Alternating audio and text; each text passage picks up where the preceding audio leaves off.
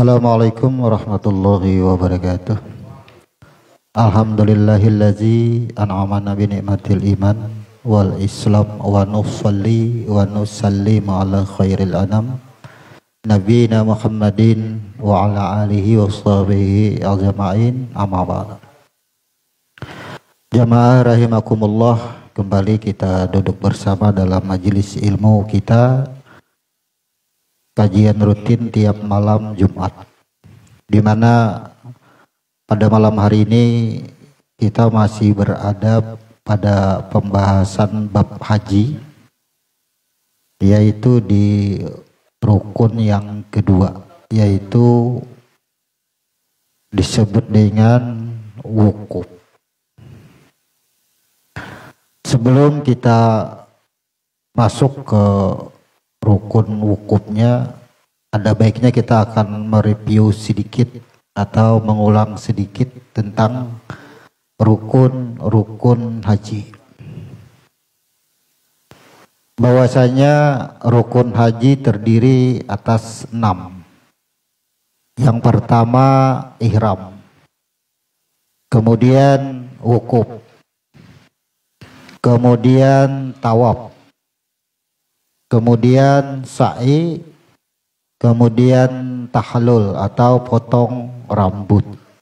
Yang terakhir adalah tertib. Maka dari ke-6 rukun ini harus dilaksanakan, tidak bisa diwakilkan. Artinya harus terlaksana oleh orang yang bersangkutan. Adapun tentang dam atau bayar denda, itu adalah tentang wajib hajinya. Kalau rukun hajinya tidak bisa diwakilkan. Semuanya harus dilaksanakan oleh yang bersangkutan atau yang sedang melaksanakan haji itu. Maka sebelum kita masuk ke wukuf, kita pahami lagi, karena rukun pertama adalah ihram, di mana ihram itu diharuskan mengambil mikot. Maka mikotnya orang yang melaksanakan haji secara ritual, yang pergi ke tanah suci Makkah, maka sudah ada penetapan lokasi-lokasi atau nama-nama negara atau nama-nama daerah yang sudah ditetapkan untuk mengambil mikot sesuai keberangkatan atau waktu kita tujuan berada di mana. Itu mikot yang diambil oleh yang melaksanakan haji secara ritual atau secara hukum. Apa yang disebut atau dimaksud dengan mikot? Mikot itu artinya di mana ada ketetapan atau kita sudah mengambil penetapan, yaitu ketetapan untuk ihram. Jadi mikot itu mengambil suatu ketetapan untuk ihram. Apa yang diihramkan? Yaitu yang kita ihramkan, yaitu lahir batin kita. Bahwasanya ihram adalah perilaku lahir batin kita hanya tertuju. Kalau bicara fikih artinya tertuju, tidak selain Allah. Maka yang selain Allah tidak boleh dimasukkan lagi ke dalam. Kalau bahasa fikih, ke dalam hati, gunakan hati. Artinya orang yang sudah mengambil mikot ihram, ia tidak ada lagi urusan dunia baginya.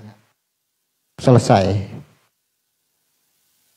Kemudian ihram bagi orang-orang yang disebut dengan Islam, karena bahwasanya diturunkannya Al-Maidah ayat 3 itu berkenaan dengan wukufnya kita, yaitu hari Arafah.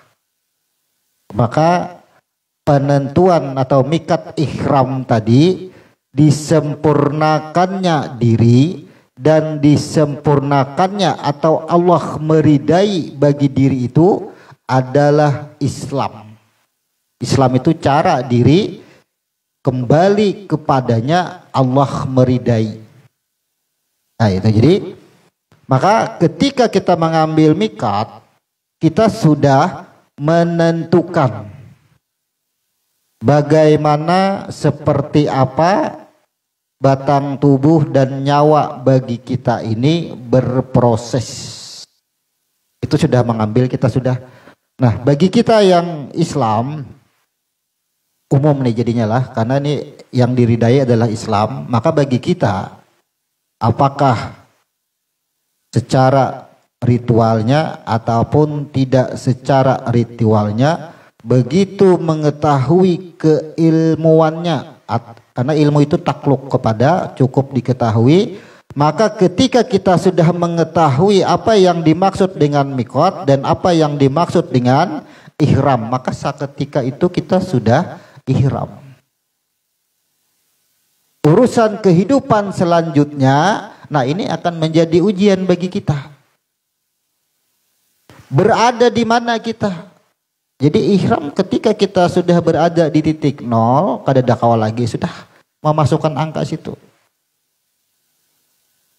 Kemudian ketika ihram sudah kita temukan, kita pahami, maka perintahnya wukuf, bertahanlah di situ.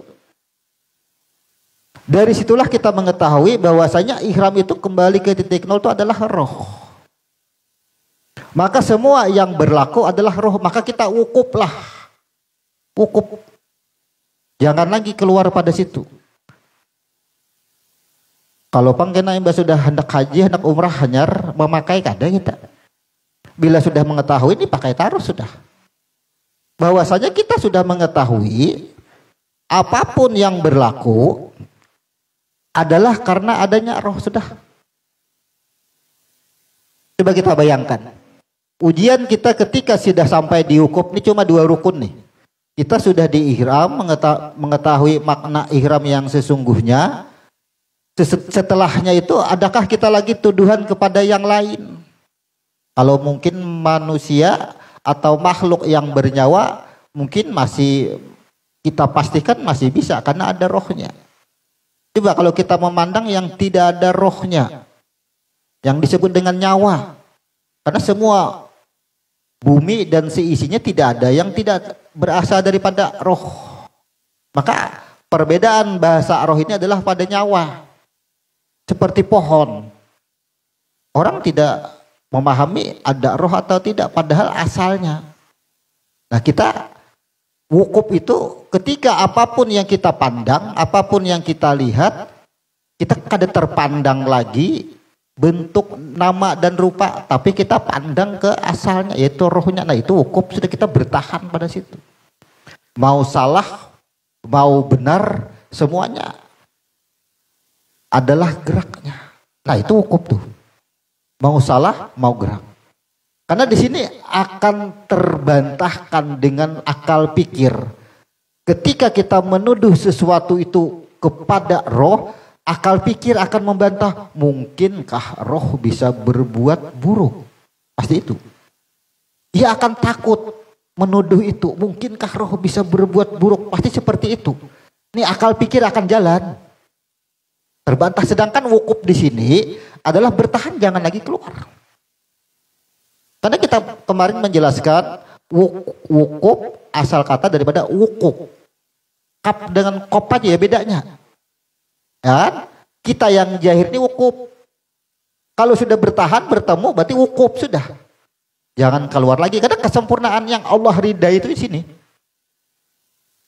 Apapun yang kita lakukan, yang kita dengarkan ini sudah berlaku seperti biasa. Diamnya kita tuh cukup mengetahui sudah. Nah itu nih, kita amalan keseharian ini sudah mulai bergerak. Itu wukuf selamanya. Nah, sekarang Ihram itu jembatan awal. Artinya ketika kita menyeberang maka kita bertemu di titik nol itu, maka kita bertahanlah di titik nol itu. Ketika kita bertahan itulah yang disebut dengan wukufnya kita itu. Kalau dari cerita tentang ritual haji, pastinya kita akan mengulang lagi cerita pertemuan Adam dan Hawa, pasti itu lagi. Ya kan? Karena kita ini lebih utama akan membahas kepada hakikatnya, kepada ma'rifatnya. Kalau cerita Adam dan Hawa banyak aja yang menjelaskan sudah. Dan di kitab-kitab sudah dijelaskan itu sangat banyak. Cuma kita hanya memperkuat bagaimana hakikat bisa kita masukkan, ma'rifat bisa kita pahami, kita syariatnya kita pelajari. Bagaimana sih terjadinya adanya wukuf. Jadi pertemuan Adam dan Hawa itu, ya kan, disebut dengan wukuf. Sekarang kita ini semua berasal daripada Adam dan Hawa. Yang sebut asal itu adalah proses, bukan pengertiannya kita ini berasal dicipta oleh Adam dan Hawa, bukan itu. Bahwa wadah pertama, artinya yang menumbuhkan banyaknya manusia di muka bumi adalah Adam dan Hawa. Itu maksudnya yang kita maksud. Artinya bukan kita mengatakan bahwasanya kita ini diciptakan oleh Adam dan Hawa, bukan itu, tapi wadahnya pertama itu. Nah, Adam dan Hawa bertemu, artinya disebutkanlah di sini pertemuan mereka bertahan itu kada kemana-mana lagi. Adam bertemu dengan Hawa kada kemana-mana lagi. Hawa bertemu dengan Adam, tidak ada yang lain lagi, makanya berduaan aja. Dan nah betul. Kemudian kenapa ada penamaan Arafah? Arafah itu kan penamaan tempat di mana wukuf terjadi.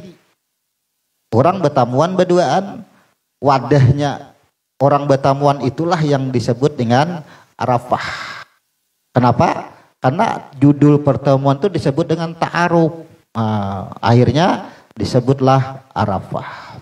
Nah, orang yang berangkat haji secara ritual, ketika sudah mengambil mikat untuk ihram, langsunglah ia menuju ke Arafah. Dijelaskan di sini bahwasanya berangkat ke Arafah dimulai saat tergelincir matahari, dan batas akhir wukuf kita ketika terbit fajar atau subuh. Makanya sebahagian pendapat ulama yang lain, walaupun kada bemalam samalaman, asal ada bemandak satu mat di Arafah itu masuk sudah, artinya terhitung wukufnya. Terhitung karena setelah terbit matahari nanti para jamaah itu akan diberangkatkan menuju Mina.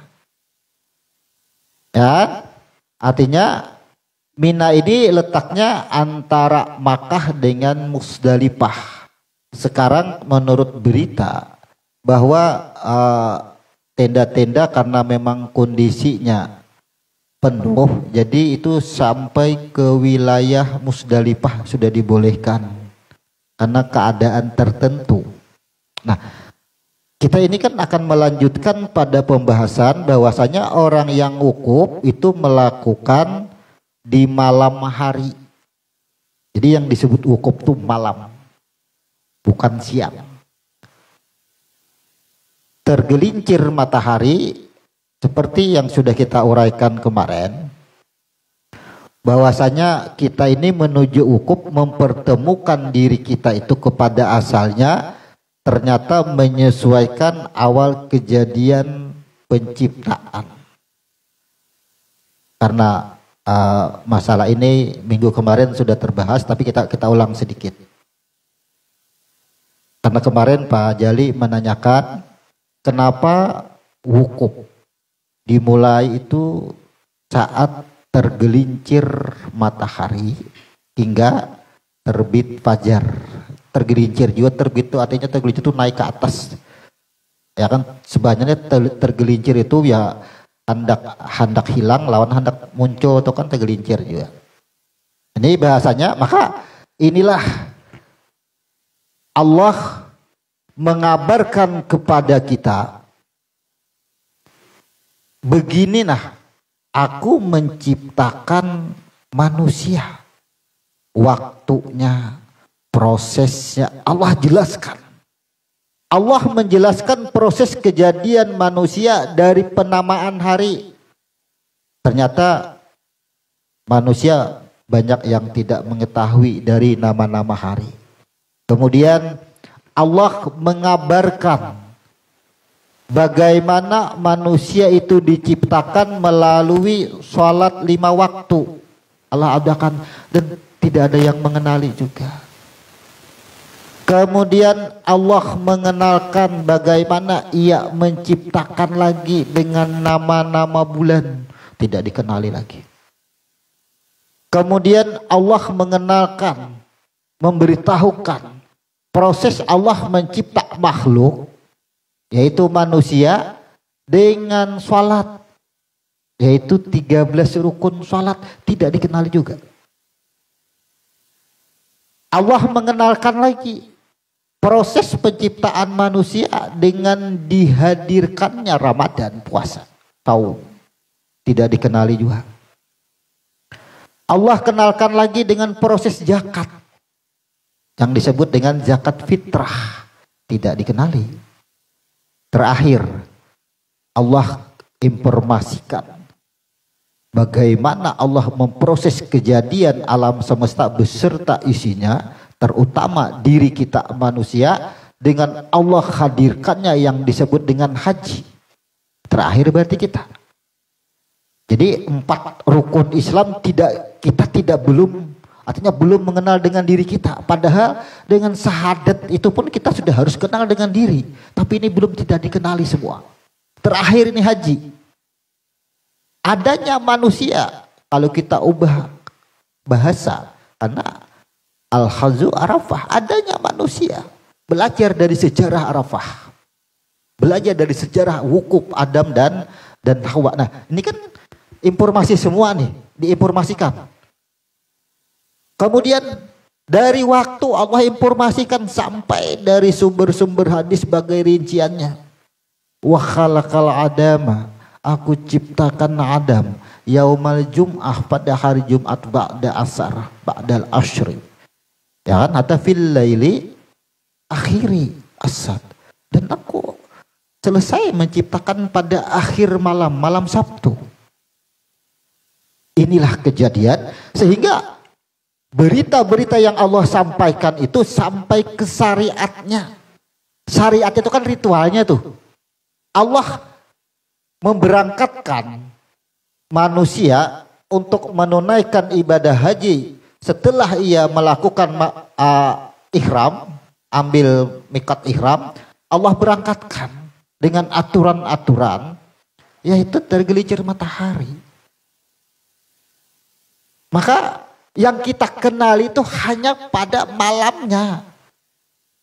Sedangkan kita di sini mencari kenapa harus tergelincir matahari pada waktu malam yang disebut wukuf. Nah ini alhamdulillah, makanya kajian kita di sini namanya kupas tuntas. Ya apapun kita dari semua jamaah yang bersifat artinya menelaah lah, mengkaji lah. Ini akan membangun wawasan kita tentang makna ke dalamnya lagi. Jarang-jarang ada yang mempertanyakan kenapa sih wukuf harus malam hari. Ya, dan batasan wukuf itu terbit fajar. Ini luar biasa kita. Lalu kita cari makna. Barulah setelah kita koreksi sampai ke belakang, inilah proses Allah. Allah memberitahukan kepada kita, mengabarkan kepada kita. Sayangnya kita hanya mengenal jenis dan praktik ibadah kita. Selama ini kita tidak mengenali praktik diri kita tentang beribadah. Yang kita kenali bagaimana diri kita beribadah. Tapi kita tidak mengenali bahwa ibadah itu adalah mengenalkan informasi tentang diri kita. Itu yang sesungguhnya. Jadi ada malam, ada siang. Disebut wukuf bertahan. Apa yang bertahan? Maka malam hari itu adalah penciptaan awal yang disebut dengan Allah menciptakan batang tubuh hingga akhir. Maka wukuf ini adalah sebuah cerita Allah menciptakan batang tubuh dan terbit fajar itu nyawanya sudah dihembuskan. Berarti sudah hidup. Nah, nahar, waktu nahar fajarnya itulah sumber kehidupan yang disebut adanya siang atau terbit fajarnya itu. Inilah ceritanya. Tidak banyak doa-doa setelah bangun tidur itu merujuk kepada kisah bagaimana Allah menciptakan. Jadi doa-doa bangun tidur dijelaskan lagi di situ. Kenapa? Karena begitu Adam batang tubuh tadi dicipta ba'da asar hari Jumat, subuh itu sudah dinyatakan manusia An-Nas. Dan ternyata kita pun begitu mengkaji dengan nama-nama hari, penamaan hari, ternyata kita berproses dari hari Ahad. Sabtu, Asad adalah hari kelahiran kita. Sehari aja kita hidup. Sabtu kita dilahirkan, hari Ahadnya habis Sabtu kan Ahad lagi. Ahad itu kita kembali lagi.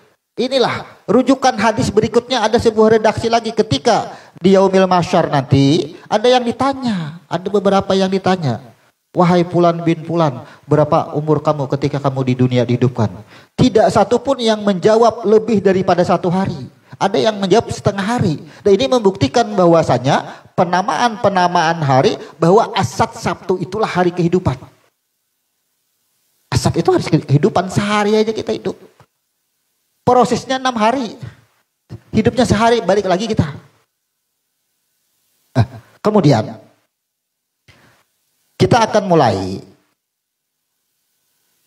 tergelincir matahari berangkat, tibalah yang disebut dengan Arafah, wukuflah kita. Nah sekarang marifat kita, hakikat kita wukufnya kita adalah bertahan pada roh, atau bahasa lain bertahan pada nur. Kalau bahasa yang tingkatannya bertahan pada yang bernama atau ismuhu Ahmad yang disebutkan di dalam surah Maryam. Nah inilah mungkin ada rekan kita yang dulu siapa yang kenal awak itu yang sudah menanyakan dengan almarhum guru, kalau guru dari skema ini di mana andakannya, ternyata andakannya di Ahmad. Dan beliau kada keluar kemana-mana lagi. Jadi almarhum guru, abah guru itu bertahan pada Ahmad, itu wukuf namanya. Duduk itu wukuf. Di mana kedudukan guru ambilnya? Atau bahasa lain, mokamnya. Mokamnya guru di mana? Di Ahmad, di Nur. Bertahanlah pada situ. Kemudian tantangan kita orang yang bertahan pada Nur, orang yang wukuf ini, tantangannya kan dunia. Itu tipu daya dunia semua tuh. Makanya orang yang wukuf apa sih amalannya? Apa yang dibaca? Orang yang wukuf itu apa yang dibaca? Nah sekarang orang yang bertahan pada nurnya. Pada nurnya berarti atau sebutannya adalah pada rohnya, apa yang dibaca. Ini ada pada halaman 17. Halaman 17 pada tanggal 9 Zulhijjah setelah tergelincir matahari, lakukan wukuf sampai tanggal 10 Zulhijjah terbit fajar. Jadi sampai pagi, sampai subuh itu sudah habis batas wukuf kita di Arafah. Kemudian tanggal 10-nya itu sholat zuhur dan asarnya pun masih kita jamak takdim dengan cara kasar. Nah coba lihat halaman poin 4. Selama wukuf perbanyak tasbih, istighfar dan zikir. Kalau orang syariat selama wukuf lidahnya, mulutnya kada habis-habis membaca subhanallah, astaghfirullah, la ilaha illallah, itu yang dibaca. Tapi kita ambil maknanya. Selama wukuf, nih selama berarti selamanya tidak ada lagi keluar. Perbanyak tasbih. Kira-kira bacaan tasbih apa tuh? Subhanallah. Ya kan? Kalau bahas terjemah Maha Suci. Nah sekarang nih kita wukuf nih. Kita mengambil wukuf nih. Kita bertahan pada wukuf dan kita wukuf. Bagaimana tasbihnya? Kalau kita masih baca subhanallah, berarti kita masih ritual berangkat ke sana. Diamnya kita. Sekarang kita bergerak mengangkat tangan. Nih, tangan bergerak. Gimana wukuf kita? Bisakah menuduh tangan kita yang bergerak? Kita sendiri, tanganku bergerak. Ini bukan wukuf nih. Bukan wukuf, apalagi kita melihat yang lain. Lihat ke diri kita dulu. Tangan bergerak, tanganku yang bergerak. Ini baru mata, belum hati. Aku menggerakkan tangan, belum wukuf. Belum wukuf juga tuh. Nah sekarang siapa yang bergerak nih? Jangan tertipu dengan bentuk tangan, kulit, jari-jari, jangan tertipu. Di mana wukufnya kita? Tuh di situ tuh. Tuh wukufnya kita. Itu tasbihnya kita. Mensucikan. Adalah menuduh yang lain, coba kita perasakan adalah tangan seakan-akan kita ini kadang melihat dunia lagi. Rasanya itu kadang akan melihat dunia. Dunia tidak terlihat lagi, walaupun kita melihat dunia tidak terlihat lagi dunia. Nah itu caranya, itu salah satunya. Kalau ada roh semuanya, banyu kah, wadai kah, tuh bujur aja untuk bujur aja ada banyu. Wukuf kata kita di sini. Itu tasbih, kembalilah kita ke asal, itu tasbih. Karena ini berkaitan ketika sedang wukuf, selama wukuf. Amun kita kalau inilah ada yang disebut dengan bahwa umat Nabi Muhammad itu kan imannya keluar masuk. Pagi sore ia taat, ia takwa, ya kan? Jaka bahasa kita tuh pagi ia beriman. Kata Nabi itu kan di dalam sebuah redaksi hadis, umatku itu pagi beriman, sore ia kafir. Tuh, ya kan? Sore ia kafir. Jaka bahasa kita hanya dihidupinya beriman, hanya direnakakan beriman. Kenapa? Karena nyamak. Artinya jarak antara waktu kelahiran, jarak antara ia sadar akan ada rohnya, masih mengenal dengan Tuhannya. Ia sadar bahwa ia dicipta. Tapi seiring beberapa jam ia berjalan, macam-macam yang dilewati, itu kafir sudah. Kenapa? Karena sudah tertipu. Coba lihat, orang yang hanya dilahirkan itu kadang melihat apa-apa, kadang mendengar apa-apa masih. Itu orang-orang yang beriman. Tapi ketika ia sudah mulai bisa berbicara, bisa melihat, bisa mendengar, kafir sudah. Di mana kafirnya? Menuduh tanganku yang bergerak. Aku yang menggerakkan. Tapi amun ditakuni, ini kan bahasa dalam nih. Ingat, setiap keilmuan kalau sudah di dalam, bila tak keluar, maka uraikan, ungkapkan bahasa asli luarnya. Jangan bahasa dalam dikeluarkan. Kalau bahasa dalam dikeluarkan, nang kayak apa aja kada mau rasuk. Misalnya, nih tangan bergerak. Bahasa dalam apa? Kan tuduhannya wukuf kemana? Kan roh nih yang bergerak nih. Sama. Lampu ini, cahaya ini muncul, kita tidak menuju cahaya bersumber daripada bola lampu. Kita akan menuduh ini setrum. Kipas angin kita lihat di setrum, listrik bahasa kita. Sama, kita bergerak, kita melihat roh tuduhan. Karena kita tahu asalnya, sumbernya. Bagi yang kada tahu, apa yang menyala lampu. Apa yang menyala Philip. Apa yang menyala Mas Pion. Kan? Karena kita tahu nama, tahu bentuk, tahu rupa. Nah sekarang orang yang tahu, orang ahli elektronik sudah tahu. Wah itu nang ngaran aja sih dia. Listrik juga nang ianya. Itu maksudnya. Nah sama kita. Roh juga ianya. Nah sekarang kita keluarkan. Ada yang bertakun siapa tadi yang bergerak? Tuhan juga atau roh juga kawalah itu. Tuh. Tapi jangan kaku kita. Tuh jangan kaku. Kenapa? Orang mempertanyakan siapa tadi yang lihat. Orang itu melihat nama, bentuk dan rupa. Sampaikan nama, bentuk dan rupanya. Tapi itu kan Ketika kita menyampaikan nama, bentuk dan rupa, sampailah ke hati. Kadang mau sampai. Kenapa? Itulah batas ihramnya kita. Itu batas ihram ada. Kalau jar Pak Jali, zona. Ketika kita mengatakan sipulan yang bergerak, zona ini sudah berbatas di sini. Kata kawa masuk ke dalam, coba aja. Cukup di luar. Itu cukup di luar tuh. Sampai yang kayak itu juga, puasa kayak itu juga. Ini dan seterusnya. Karena kita sudah begitu kita mengenali ihram, apalagi ini sudah hukum. Kata kawa lagi. Tapi kalaupun terjadi, inilah yang Nabi sebutkan. Bahwa umatku di pagi sore, ya kan, paginya ia beriman, sorenya ia kafir. Benar terjadi itu. Maksudnya apa? Orang menelaah, menerjemah hadis ini, pagi beriman, sorenya kafir dengan kepada perbuatan. Padahal apa? Doa di dalam tahiyat akhir ada yang menyertakan, ya Allah, hindarkanlah aku daripada fitnah dunia.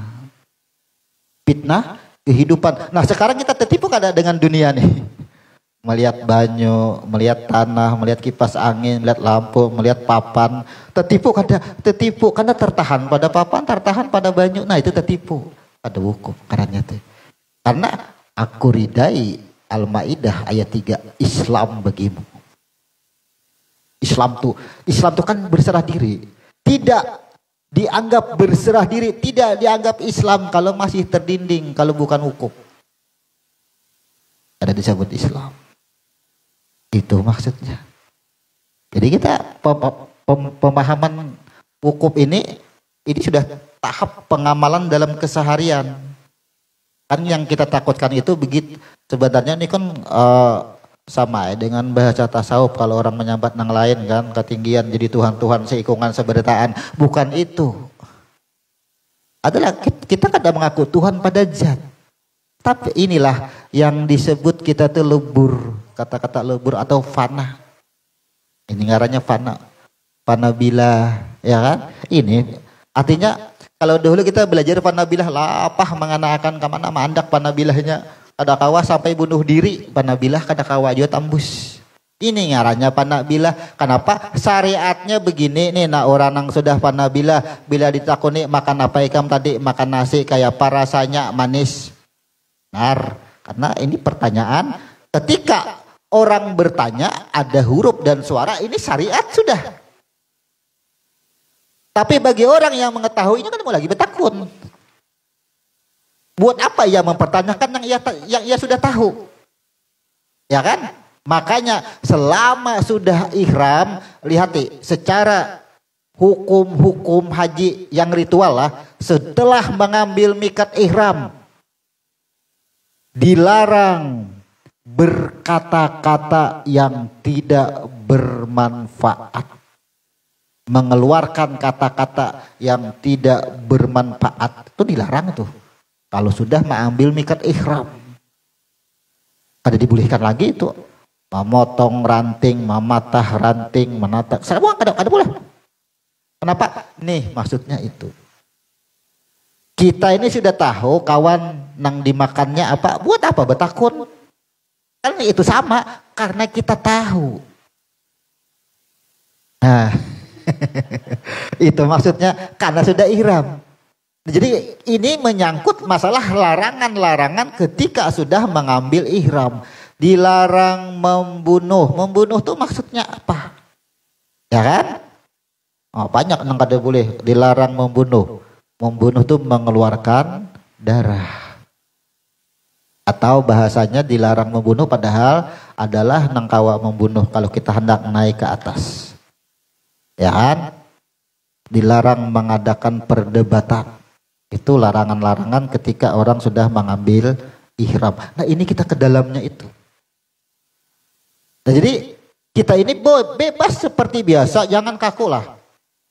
Bila setiap orang bertanya, setiap orang mengeluarkan kalimat yang ada hurufnya, ini hukum syariat yang kita pakai, jangan kita yang di dalam bertahan.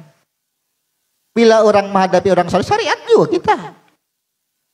Tapi apa? Kadakawa lagi masuk syariat ke dalam rasakan pian kenanya. Lidah kita berkata ABC dan seterusnya, tapi tertahan kadakawa lagi melewati tenggorokan. Inilah ihram dan wukuf. Tapi sesuatu yang ada manfaatnya, menembus kepada ketuhanan, gulik kepada jetnya, otomatis yang gelelak dia masuk langsung. Itu langsung masuk. Itu wukuf. Kemudian di sini istighfar. Jadi kalau tadi kan tasbihnya kita tuh diamnya kita bertasbih sudah. Karena apapun yang sudah kita lihat kembali dah ke asal kan subhanallah maha suci. Kan maha suci itu. Kita kemarin mencontohkan tentang maha suci ini kepada babi.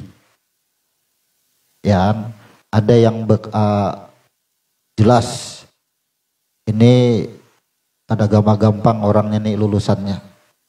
Langsung berhujah dengan kita tanya, babi itu haram atau kada haram? Sekarang kalau kita dudukan santai, babi lewat haram kada? Kada. Kenapa tadi mengatakan babi haram? Karena dimakan. Ujar Sidin, ya kan? Berarti apa yang mengharamkannya di situ? Berarti adalah karena perbuatan. Sekarang ada kada di muka bumi ini yang Allah ciptakan yang bisa dikatakan haram. Tuh. Minuman haram kada? Kada wani lagi mengatakan minuman haram. Namun minuman beandakan di meja diminum kada apa kada di mana haramnya? Di mana letaknya haram? Adalah pada perbuatan, pikiran dan akal. Itu sama kita ini nah. Kita mengambil minum, kita bagarak, kita menuduh tangan kita lah. Kadakawa bulikan ke titik nol ke asal. Apa bedanya dengan makan babi? Kalau mau keras, ya kan? Tapi bagi yang tahu bismillah angkat sudah bermain di dalam. Tapi bila orang bertakon, siapa tadi jangan angkat cangkir? Aku juga akunya itu dimuntung, kada sampai ke sini. Tuh, kada sudah ihram kita sudah. Itu maksudnya. Nah, makanya kita cari mana batasnya. Akhirnya ketika kita membicarakan ini, lalulah dibenturkan lagi. Ditanyakan lagi oleh Sidin. Lalu bagaimana hukum bersentuhan dengan lawan jenis atau perempuan, batal kada uduknya? Kalau Anda tadi mengatakan adakah makhluk di muka bumi ini yang kita katakan haram, jawabannya tidak ada, lalu dipertanyakan, kan ini hukum. Berarti kada batal, kan kada haram. Ya? Nah sekarang, baik. Karena ini menyangkut hukum, penting kita bahas. Karena mungkin suatu saat akan ditanyakan orang ini. Ketika kita bicara ihram, ketika kita bicara wukuf, orang akan mempertanyakan juga ini masalah ini. Jadi, tidak ada penciptaan yang berwujud di muka bumi ini yang haram. Haramnya letaknya pada af'al, perbuatan. Selesai. Nah sekarang kenapa batal wudu? Bersentuhan laki-laki dan perempuan yang bukan mahram. Tanyakan itu, muncul dalilnya itu. Nah sekarang berarti kata-kata mahram adalah wanita yang boleh dinikahi. Ya kan? Selama manusia yang kita sentuh perempuan itu adalah halal untuk dinikahi, maka batal wudunya kalau bersentuhan. Kan gitu prinsipnya kan itu. Prinsipnya. Nah sekarang rujukan kita jangan keluar juga pada ulama-ulama salaf. Sekarang seluruh ulama dunia berpendapat, berijtihad, berijtima bahwa ulama salaf yang sebenarnya adalah Imam Syafi'i, Hambali, Hanafi, ya kan? Imam Maliki.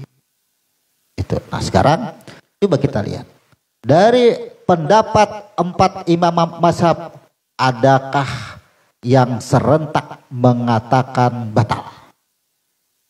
Kita pindah situ. Tidak ada.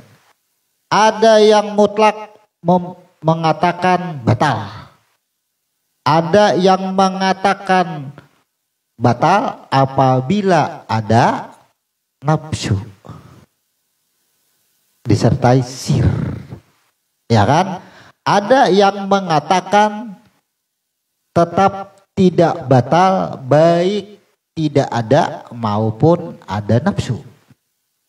Dengan dalih bahwasanya lamastumun nisa itu diartikan dengan bersetubuh. Ya. Nah, jadi ada 3 pendapat yang jelas. Yang satunya adalah pendapat yang sama dengan satu imam ini. Nah, kita ambil dari situ. Sekarang kita ambil contoh. Ini kita lari sedikit karena kita harus memahamkan apa sih amalannya dalam hukum itu. Jadi kita pahamkan ini supaya ketika kita menjalankan syariat jangan melanggar wukuf lagi, karena kita ini kalau sudah belajar wukuf, kita pakai wukuf, masa kita amalkan nih wukuf nih keseharian harus pas. Nah untuk pasnya ini harus dengan hukum-hukum Tuhan juga. Nah sekarang begini, ketika Nabi sholat maka pas di mana letaknya sujud Nabi itu terbentang kaki Aisyah. Dan kira-kira jurang Nabi mengangkat betis Aisyah itu disertai apa? Hanya supaya beliau tidak sujud di atas kaki Aisyah. Pastinya kan itu terhalang itu. Ada kada syahwat di situ? Ada kada nafsu Nabi? Kan kada ada juga kalau situ. Berarti apa? Adalah kata-kata af'al perbuatannya itu ada kada penyertaannya. Nah sekarang babi tadi kan bukan haram, ya kan? Nah betis Aisyah itu kan kaulah dikatakan kada haram, tapi kalau kita menyentuh beda. Yang kita bedakan satu, menyentuh, bersentuhan, tersentuh. Beda kada 3 nih. Menyentuh, ini bahas istilah. Saurangan aja menyentuh, bersentuhan, nang seikung menyentuh, nang seikung melawan nih, bersentuhan, tersentuh, kada sing haja, lamastumun nisa, menyentuh, ya kan, menyentuh, bukan bersentuhan, bukan tersentuh, tapi terjemahnya jelas adalah menyentuh. Kalau dimaknai bersentuhan kada itu, ya, makanya kita kada keluar juga pada 4 mazhab itu akhirnya, kada keluar juga. Mau yang 4 mazhab ini silahkan pilih mana. Ini ulama dunia mensahkan semua, terserah.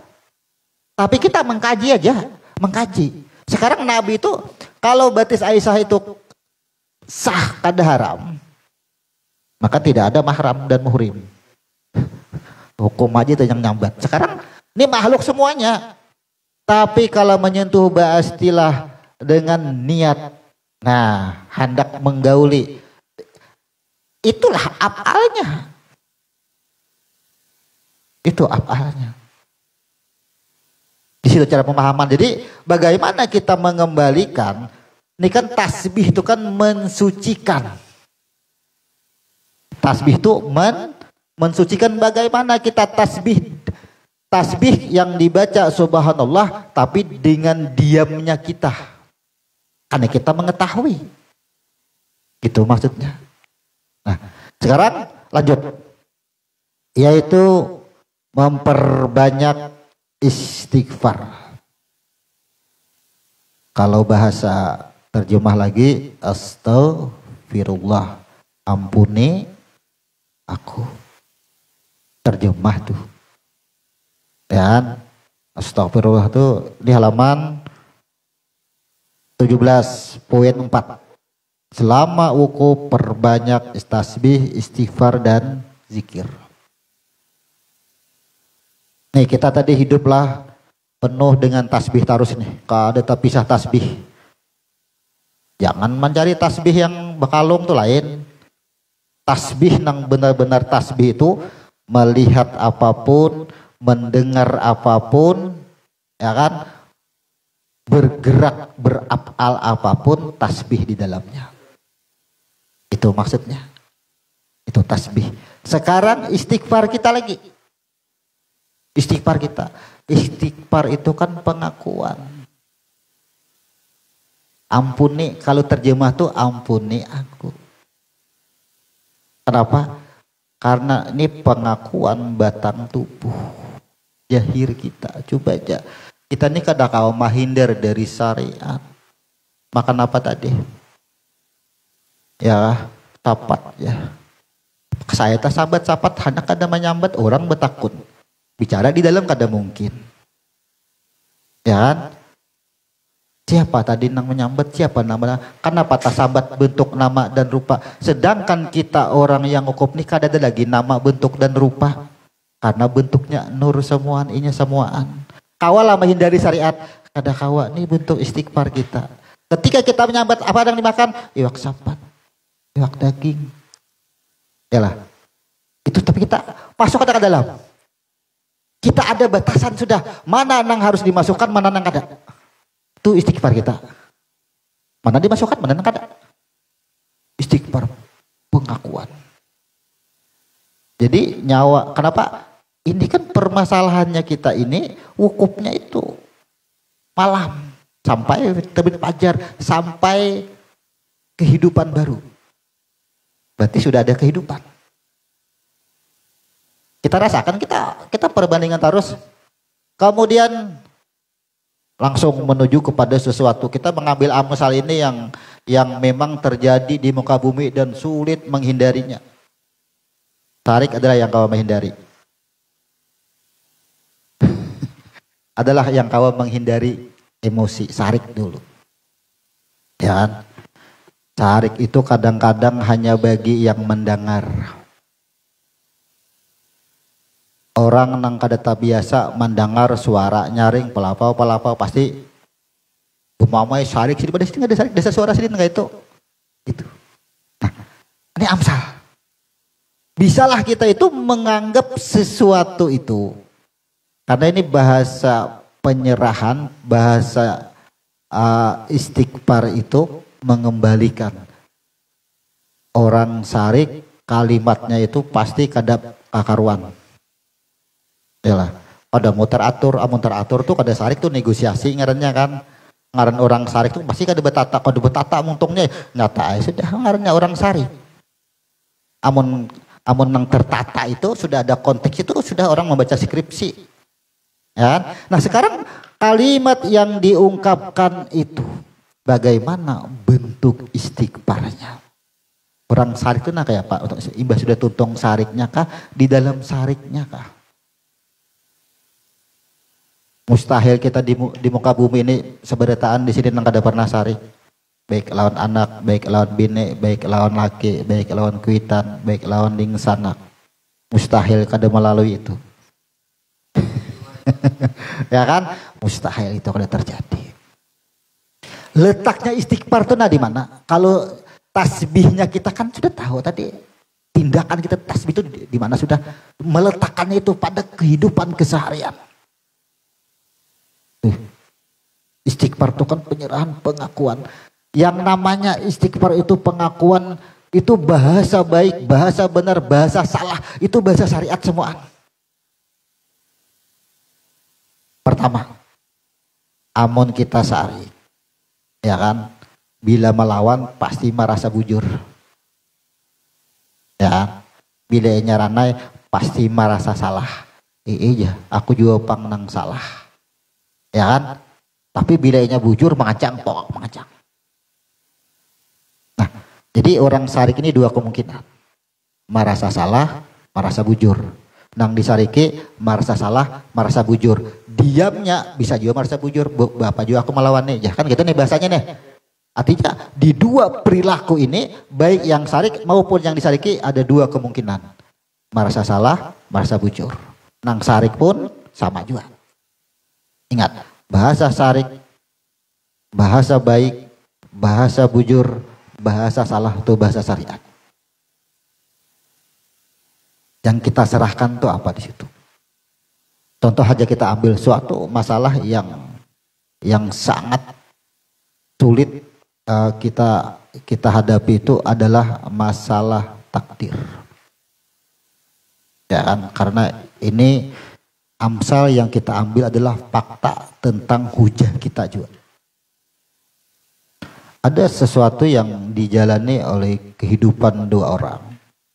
Yang orang itu sudah kada mampu menjalani kehidupannya. Kemudian ia menunjukkan sikapnya dengan kita, ia berhujah dengan kita bahwa ia guru sudah banyak. Kemudian amaliyahnya alhamdulillah luar biasa, sholat malam kada ketinggalan, apalagi doa. Banyak dasar ulama yang menyampaikan bahwasanya berdoalah, pintalah dengan Tuhan, maka takdir akan berubah. Ini bagaimana konsepnya? Penyerahannya di mana istighfarnya? Ini akan ada keakuan. Di mana ada keakuannya? Ketika ia berdoa, doanya kada takabul, ia mengakui bahwasanya doa itulah yang kada dikabulkan.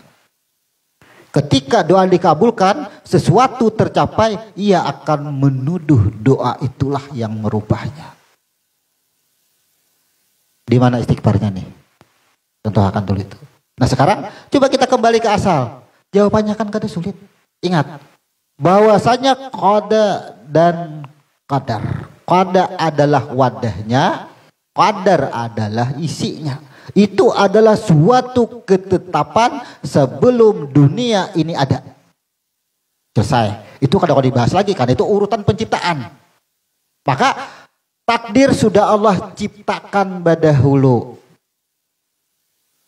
Bisalah dengan doa dirubah takdir.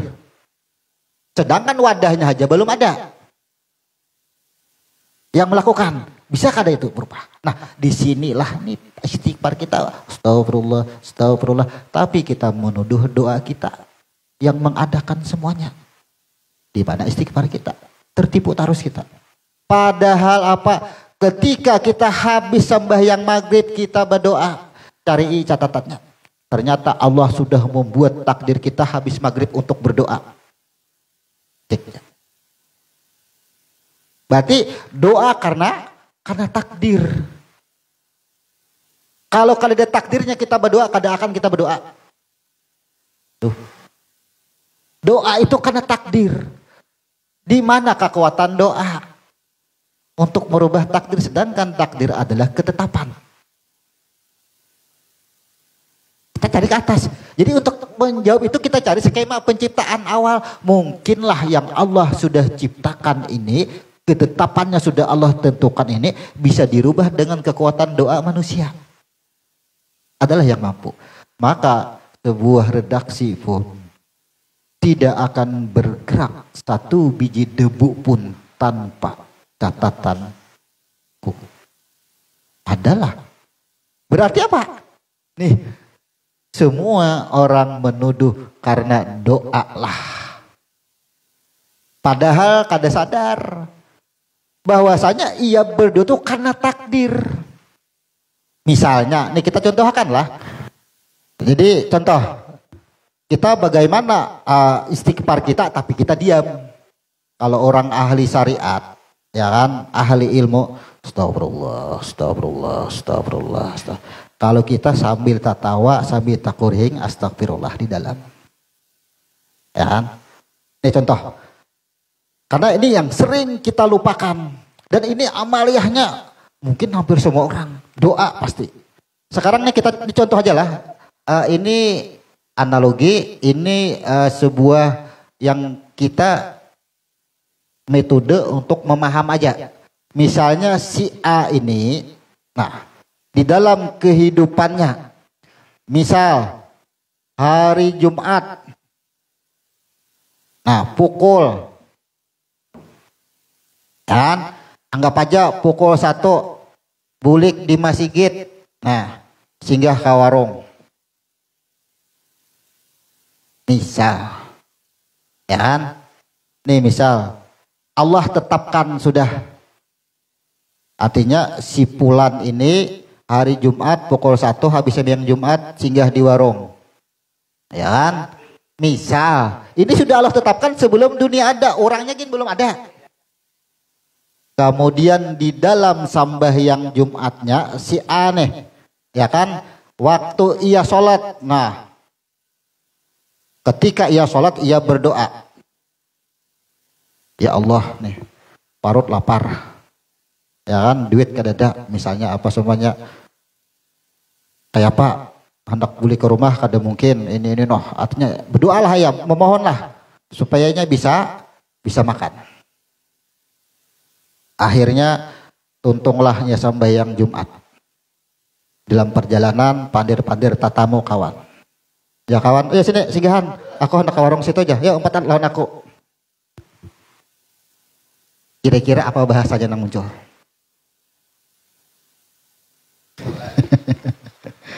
Apa kira-kira nang muncul, apa kira-kira doa bahasanya nih, rasakan itu terjadi kan itu, ia akan menuduh doanya kabul, terjadilah inya kawarung. Kenapa? Kada ada yang bisa membaca takdir sebelumnya ini panggil Tuhan, karena memang ini kada kau bocorakan. Ya kan? Padahal Allah membocorkan itu dari Al-Quran sudah diberitakan tidak bergerak satu biji debu pun. Kan dari situ kan harusnya kita bisa memaknai. Ini kita pikirkan situ. Adakah kita sudah melakukan itu? Ya kan? Ada juga di dalam perjalanan hatiku aja bagaritik juga pang tadi aja. Yalah. Nah, pas kalau aja hatiku dia bagaritik. Nah, apakah kada boleh berkata? Boleh berkata seperti ini. Ini syariat nih. Begitu kita contohkan langsung aja nih. Kita sama-sama menyelam masuk ke dalam huruf A dulu, pelaku. Ya kan? Kita melakukan dua permintaan kabul. Ya kan? Kada bolehkah berkata itu? Boleh. Ketika kita berkata itulah yang disebut dengan akal fikir. Kita menyesuaikan hukum karena Al-Maidah turun di Arafah berakhir. Aku sempurnakan, aku ridai Islam. Oh, kabul doaku. Ya kan? Tapi ada setelah akal pikir inilah yang disebut dengan penyempurna hikmah. Yang disebut dengan tadabur. Tuh. Kenapa disebut tadabur? Nih, taknya inilah yang disebut dengan istighfar taubat. Astagfirullah. Aku menuduh doa yang membawaku ke warung. Ternyata huruf taknya berlaku. Astagfirullah. Adanya warung nih huruf dal nih. Bila huruf dal itu balasan hasil. Adanya warung nih.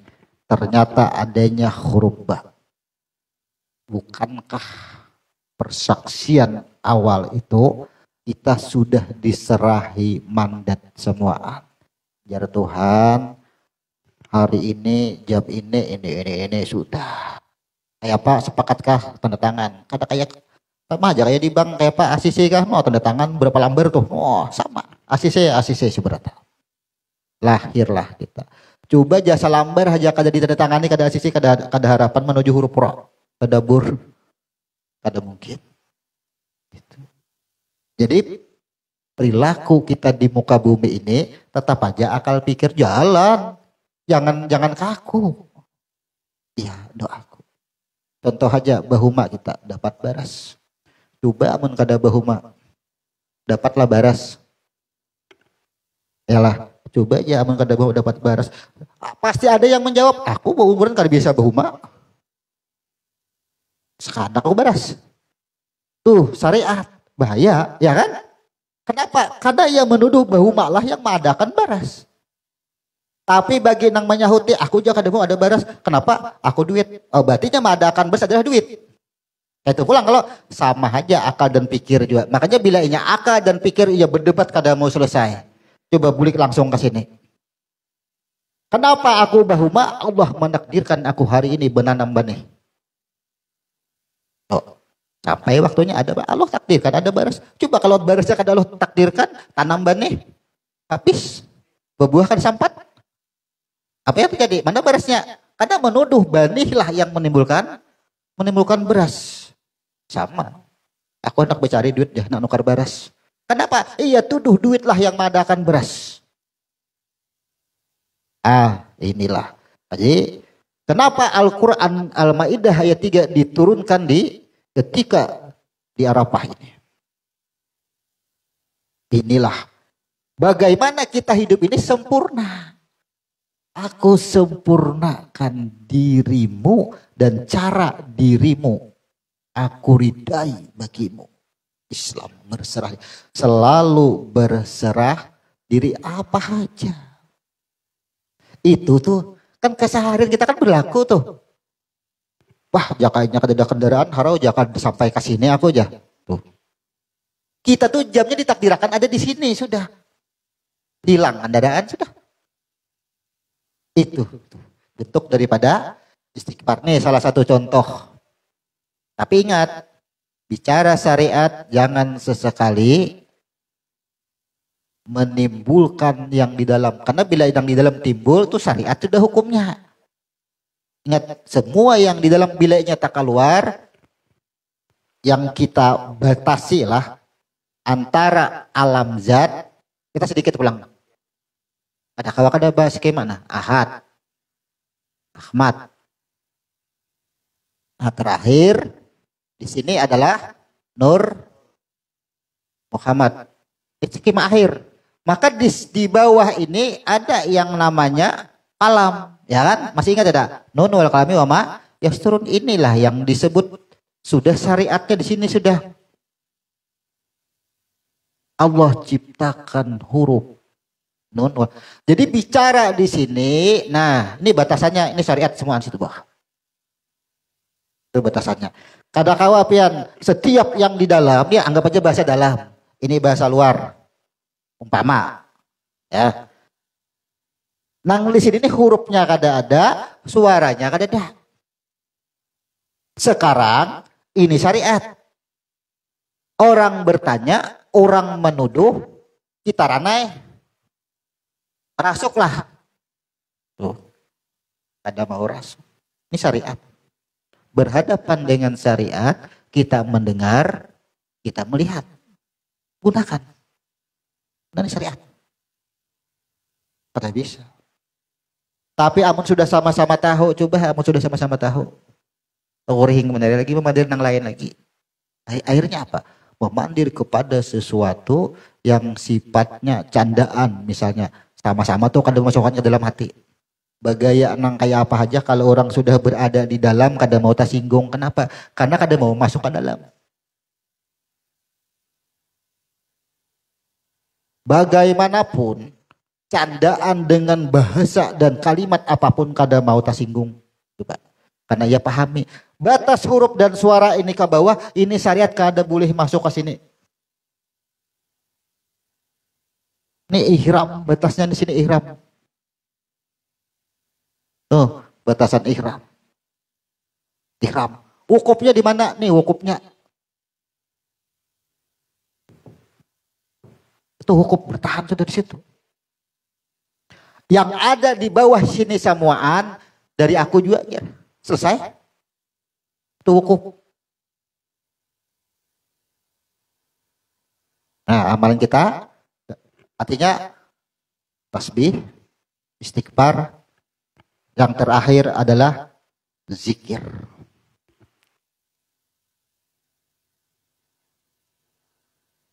Zikir. Terakhir. Zikir ini hurufnya adalah zai. Ya kan? Jadi bila inya kada berzikir mati. Jadi zai itu bermakna ziyaratun. Tubuh yang mati. Maka yang pertama zai. Zai ini perhiasan dunia. Jadi zai itu mengacu kepada urusan dunia, perhiasan dunia. Jadi maka apapun yang ada dunia, nah buliknya kepada yang toko. Nih sekarang minum, makan, haus, lapar, bergaya, menangis, tertawa, sedih, senang, bahagia, dan semuanya ini huruf jai bertahan. Kamana rujukannya kepada huruf kaf. Dari aku semua. Itu zikir tuh. Itu zikir. Kada ada tuduhan lain. Tetap berlaku hukum. Maka apa? Maka akhir daripada zikir dengan huruf ra ini keselamatan, karena kita mendapatkan ampunan atau yang disebut dengan rahmat. Itu zikir ringkas. Selesai. Apapun kejadian di muka bumi, bahagia, senang, susah, dan sebagainya. Makanya di Al-Quran pun Allah mengharamkan berkeluh kesah itu. Karena keluh kesah itu sifat dunia, jangan masuk. Dari aku semuanya. Ingat lawan aku. Ketika kita ditimpa susah, coba. Zai. Dari siapa? Darinya. Ingat kada? Ingat. Tapi bila ingat ditimpa dunia, kada ingat. Kau dah kawa membulikakan. Kada dijirahilah tubuh kita nih. Tuh, tubuh yang mati kita nang dijirahi. Kan di dalam surah Al-Zalzalah ini maksudnya. Setiap apapun yang kita rasakan. Bila kebahagiaan bisa juga ingat lawan Tuhan, bisa juga kada. Pada dua kemungkinan itu harus kita hidup. Jadi zai ini adalah zakat pun dimulai dengan zai. Huruf zai ini memulai kata-kata zakat. Kenapa bila inya kada berzakat, batang tubuh kita ini dianggap mati, kada hidup. Zakat fitrah itu maksudnya. Itu zai. Mudah, ringkas. Nah, itu amalan wukuf, tasbih. Mensucikan tuh artinya kada menuduh nang jahir-jahir nang kada baik. Kada menuduh nang jahir-jahir ini baik. Itu saya. Karena baik dan buruk itu bahasa syariat, bahasa. Kalau sudah wukuf, di mana baik, di mana buruk. Kalau sudah kita wukuf di sini mana? Ada bahasa itu.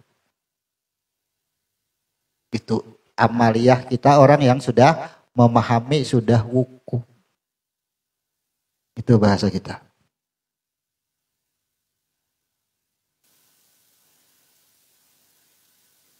Jadi di poin 4, sebenarnya kita malam hari ini rencana udah tanggal 11 lah, kada mungkin ke hendak merujuk kepada Musdalifah dan Mina panjang banar nih. Kada cukup, karena wukuf ini setelah selesai itu kita nanti diberangkatkan ke Mina dan Musdalifah untuk melempar jumrah. Kayaknya kita kada sempat. Karena terpotong penjelasan malah lebih ini. Amalan-amalan wukuf ini tertuang atau tertulis pada poin 4 halaman 17. Sebenarnya kita akan berada ini pembahasan pada halaman 7 menuju halaman 8, tapi penjelasannya meloncat ke halaman 17. Kalau di poin 5, setelah terbenam matahari, calon jemaah haji diberangkatkan menuju Musdalifah dan sebelumnya lakukan sholat maghrib dan isya dengan cara qashar jama' takdim. Itu akan kita bahas di minggu akan datang. Ini masih banyak. Apa itu Musdalifah, apa itu Mina, apa itu Jamarat, itu akan kita bahas karena di sini kan Jamarat ini kan ibaratnya melempar syaitan, jar. Tuh, itu akan kita bahas itu nantinya. Cuma kita sempurnakan dulu tentang pengamalan kita. Karena kita ini begitu kita memahami ihram, begitu kita memahami wukuf, amalan kesehariannya itu sudah biasa aja, seperti biasa. Kalau hendak berdebat biasa, sesuatu yang kita debatkan kada ada manfaatnya, jangan masuk. Itu sudah. Karena ini puncak akhir atau kesempurnaan yang diridai Allah di sini. Ya, kita sesuatu karena ihram itu diharamkan, dilarang berkata yang sia-sia, yang tidak ada manfaatnya, mengadakan perdebatan. Itu maksudnya. Kalau berdebat urusan dunia silahkan, tapi jangan masuk ke dalam nih urusan dunia sebenarnya. Kenapa nih tahu kalau ada manfaatnya? Itu yang tidak kita bolehkan. Jadi ada banyak di dalam rukun haji, kemudian masuk kepada wajib hajinya. Insya Allah kita akan membahas nantinya tentang Musdalifah dengan ilmu huruf, kemudian Mina dengan ilmu huruf, karena kejadian di Musdalifah Mina inilah nantinya kita akan melempar syaitan. Ini sini arat batu aja, arat melempar syaitan kita di situ kena itu. Jadi ini kita akan bahas ke dalam lagi nantinya. Mungkin penjelasan tentang wukuf dan amaliyah tentang wukuf baik secara dikerjakan ritual dengan memperbanyak membaca subhanallah, astagfirullah, kemudian la ilaha illallah. Maka amalan hati tiada berhuruf, tiada bersuara, maka itu tiada henti, bahkan detik pun tidak bisa menghalangi kita untuk luputnya kita kepada tasbih, istighfar dan zikir. Kada ada luput kita itu di situ. Guring aja gin kita kada ada luputnya di situ. Subhanakallahumma wa bihamdika asyhadu an la ilaha illa anta astaghfiruka wa atubu ilaik. Assalamualaikum warahmatullahi wabarakatuh.